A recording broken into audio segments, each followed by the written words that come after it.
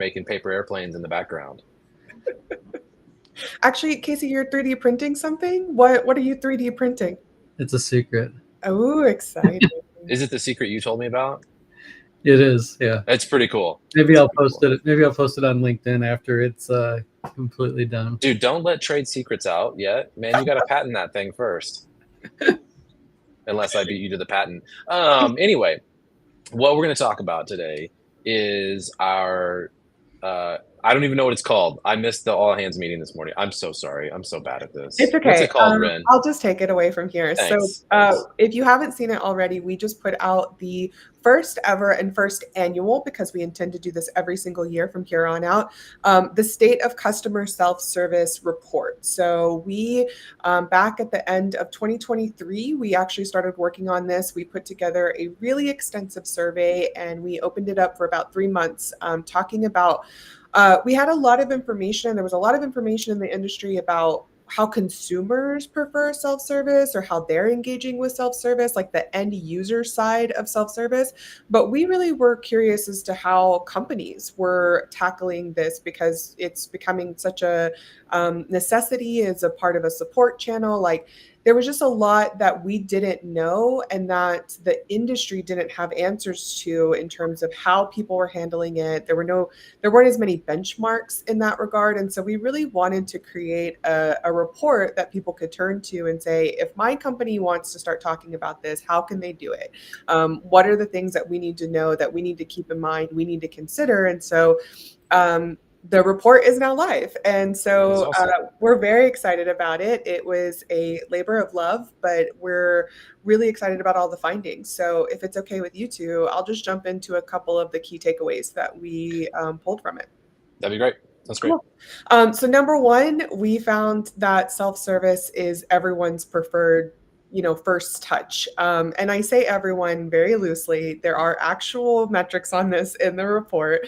But across demographics, we broke it down while we were analyzing. We broke it down from like every respondent, what the top channels were, to what are the B2B top channels, what are the software top channels, what are the first touch channels. So like we broke it down in every single demographic, that we broke it down into a form of self-service channel was the number one first touch. So I know that's not probably super surprising, but it's just really validating to see in terms of people really want to solve issues on their own first. And so seeing that across all the industries was something that it was nice to see in numbers, because we inherently knew that, but we didn't necessarily have the numbers to back that.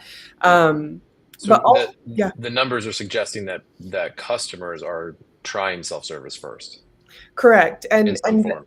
Yeah, and that is one thing that we talk about too, is that it's a first touch, but it's not. What we still don't have in the report or in the industry is how often that's actually resulting in a secondary channel, right? And that's something that we want to explore in the future, is how many times does that self-service channel work? Does that first touch work? And how many times does it actually result in a secondary channel? So that's something that we're looking at for 2025, because as we were, reviewing the data, that was a question that kept coming up, and we were like, man, we really want to know that.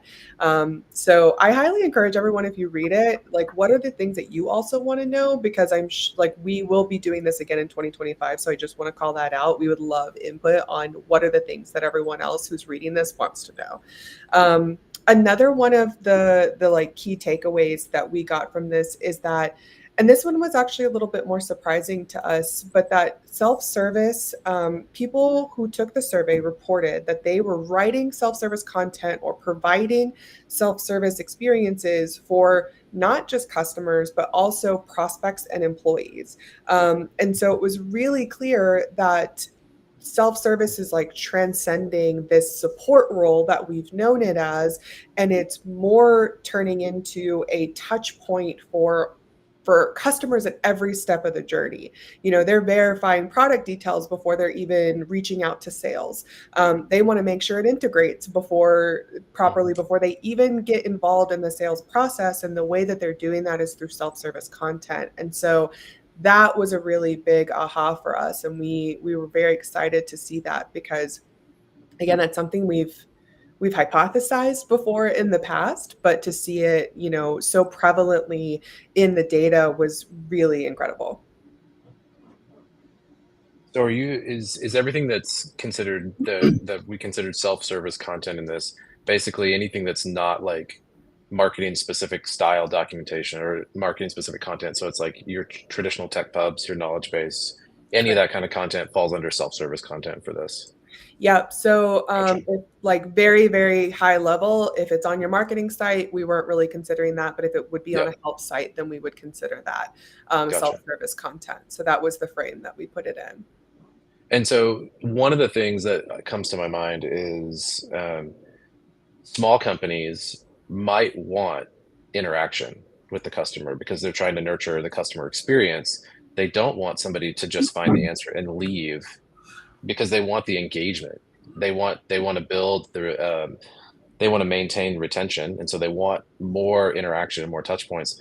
Are the smaller companies that participated in this survey still reporting that self-service needs to be a part of their strategies, or are they like, no, we don't want this at all. We want interaction. We want them to come to us. No, it's the former. Okay, Everyone, no matter what size, is still implementing some form of self-service, and that was actually something that we discovered and we really wanted to harp on in the report, was that there is not a one fit solution for everyone. Like if you are looking to create a really good support or technical content experience, it's not just about one thing or the other, and that was very clear. That every single one of your users and your customers, prospects, whoever it is unique, and each one is going to engage with your brand in a different way. And so it was more about having a really strong, diverse style of content to engage with. But also, one of the things that we broke down in the report was that the self-service content is not just for customers and not for people to just resolve things on their own, but it also creates consistency when your employees are using it. So let's say, you do have a customer who prefers to call, and you yeah, do have a really good call center and your support agents are really great. Providing them with self-service content that they can use to answer your customers' questions, that's yeah, also that's great.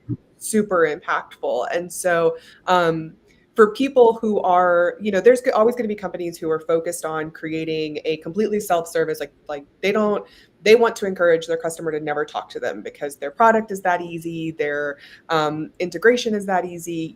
There's that whole methodology of people who are creating products where they don't even think documentation is necessary because the product is so easy.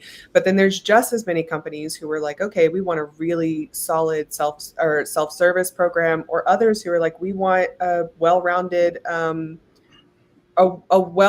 cohesive process for everyone. And that's really where we were leaning, is that it was very clear that consistency is a big deal. And providing options is also a big deal. So knowing that your customer is unique, they're going to have different channels that they're going to want to Yeah. take. And so, yeah, it was there's a whole lot of different mindsets, and we had to be very careful not to get like too you could tell right now, even like there's just so many things that were going on in my brain as I was like writing out the report, that it's really hard to synthesize. And so there's some data that we didn't even include in the report because it would just have made it even longer. So Yeah, and it's a pretty long it's a report. pretty thorough report. Yeah. Yeah. The thing about internal self-service is really interesting, because I've heard that exact use case from smaller customers that do want that tight kind of communication with the customer, but then their bottleneck becomes their internal people, and they need the self-service content so that they're not going to engineering the whole time and asking like, how do I answer this question? It's already documented. So it's really interesting, like any way you I feel like that was a shot at me there, Casey, from years ago. I feel like that was a little bit of a slap at me. No, I always love your questions, Jared. There was this unspoken rule when I started at the company. It was unspoken, so how was I supposed to know it when I was new? And that rule was if somebody has their headphones on, they're working and don't bother them. And I was just like, I didn't know the rule. And so I would just walk up to a developer and be like, tap them on the shoulder and be like, hey, can you help me with this? No idea. It's great. Major faux pas. Yeah, Uh-huh. totally. So who's in charge of self-service? Like, surely that's something that we ask, that like, who manages the actual content, who manages the strategy of implementing it? Because those are big, that's a big deal then. Yeah, and that we actually had to break it down into multiple pieces of ownership. Gotcha. So we did break it down into who owns the content and who owns the end user experience, and it turns out those are pretty siloed. So tech comms Okay. owns the content, which we were anticipating. We knew that. Sure. It was just another validating metric. But then customer experience is the one that's owning the end user experience, which again makes total sense. But as Yep. we were looking at this, and especially with the understanding that self-service is in every part of the customer journey, so then like it's sales, it's marketing, it's like every department should care about this and should be, working with it.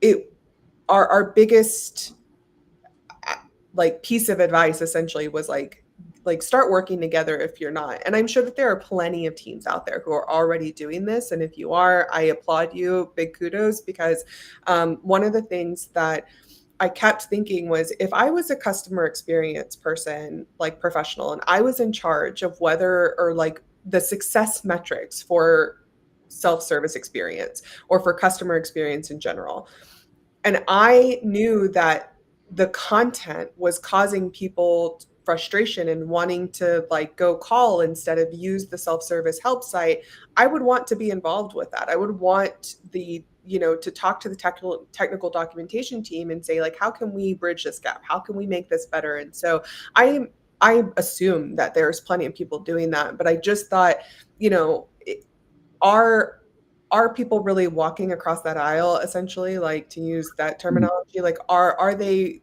really connecting those dots? And it's not just about an easy interface. It's also about whether or not that content actually answers their question or does what they need it to do. And so if I was responsible for those metrics, I would definitely want to influence the content that's going into that experience I'm creating.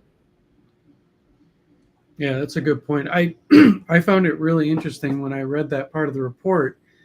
Customer experience was right there at the top, but then IT was the next one.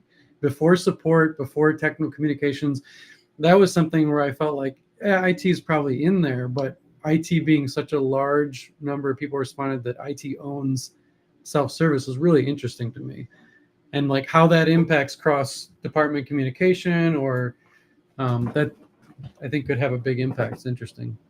Yeah, and when we say own, I mean own is marginal if you look at the data in the report. Like, it's not like a just blew it out of the water CX and technical communication. There are 18%, there's a lot more diversity in who's actually owning those pieces. And so what that said to me was that there's clearly some baseline or some regulations, some best practices that companies just haven't quite figured out yet. Like, they don't really know who should own all of this. And I think that's where companies like Reltio do a really good job with a central content person like Megan, where they're overseeing all of the content and making sure that all of it works within a company. I think that, like, I hope that we start to see more centralized content leadership roles, because I think that will help navigate that a lot better.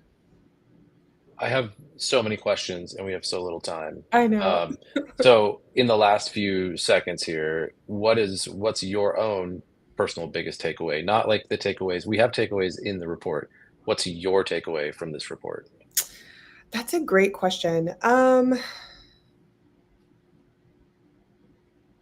And this is actually a sneak peek preview. So one of the things that we left out of the report, because we wanted to spend more time on it, and we're actually going to write a secondary small micro report for it, was how influential self-service projects can be on tech com careers. So Mm. I've heard many times, especially at conferences when I'm talking to technical writers a lot, that they just don't feel as appreciated, they don't feel as valued.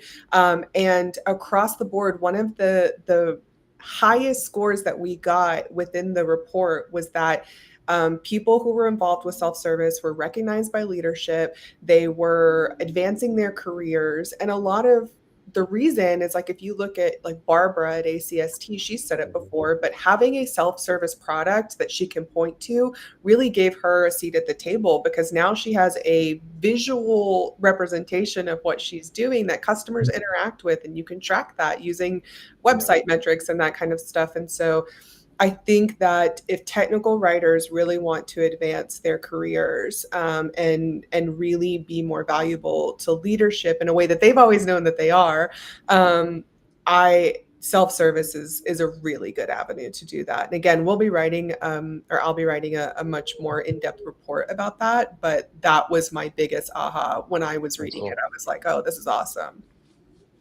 That's awesome. That's really cool. Yeah. So I hope everyone reads it. We will definitely link to it in the show notes. And then, if you have